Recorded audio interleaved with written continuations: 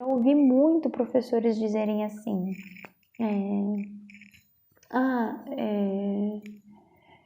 que saco ter que cuidar do filho dos outros, e criança mal educada, que o pai não quer. Gente, tem toda essa complexidade. Eu acho que quando a gente escolhe uma profissão, a gente não pode querer só o bônus, tem também o ônus, e ninguém colocou uma arma na sua cabeça e falou, vai virar professor, né? Então, a gente se dispôs, e quando a gente se dispõe a fazer algo, a gente tem que abraçar toda a complexidade que isso envolve, e é nossa obrigação lidar também com o ruim, né?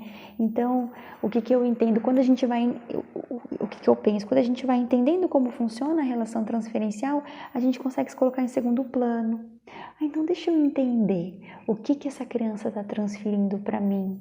Que papel eu estou ocupando na vida dessa criança? Que fase do desenvolvimento essa criança está? Será que ela conseguiu se desenvolver bem e atravessar uma fase do desenvolvimento e ir para outra?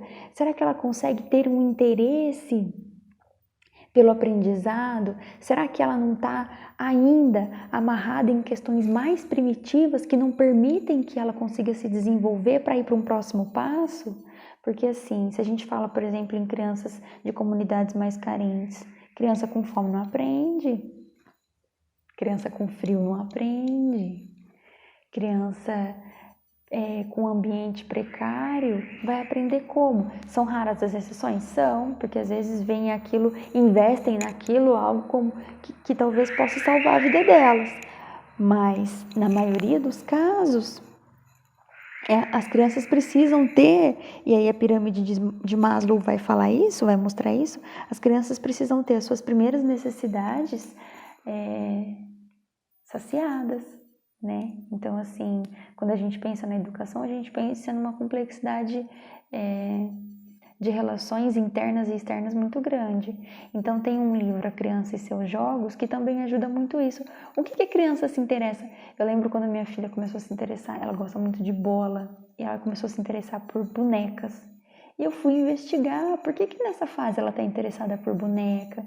Eu tenho meu enteado, né? Então, por que nessa fase o João está interessado no Sonic? O que o Sonic representa para ele? Por que nessa fase ele gosta de brincar de lutinha? Por que nessa fase ela se interessa tanto por bola? E a gente encontra respostas. Então, leiam A Criança e Seus Jogos.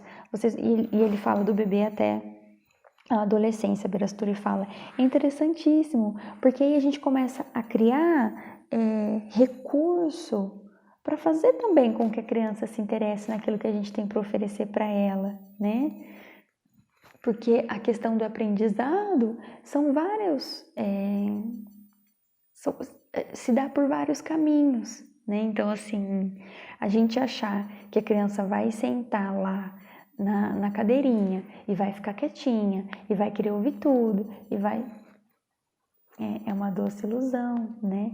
Eles precisam estar interessados, eles precisam ser convidados, e aí a gente precisa saber ler o que se passa no mundo deles, o que se passa, o que eles comportam psiquicamente, porque às vezes a gente espera comportamentos, atitudes, pensamentos e sentimentos que a criança não tem condições, não tem maturação para oferecer. E aí a gente se frustra a relação, não consegue caminhar. Por quê? Porque as expectativas estão elevadas, né? Então a gente tem que olhar para aquela criança se colocando em segundo plano. Quem é essa criança? É claro que é difícil fazer isso com 20. Tem uns que exigem mais, tem uns que exigem menos, tem uns que são mais vorazes, tem uns que são menos. Com certeza. Mas é o nosso papel enquanto educadores, enquanto trabalhadores da área social, da área da saúde, né? É saber com quem que eu estou trabalhando, o que essa pessoa, o que essa criança está trazendo para mim, né? O que essa criança precisa dessa relação, porque existe isso também. Existe aquilo que eu desejo oferecer e existe aquilo que ela precisa receber. É poder respeitar também o tempo de cada coisa, né?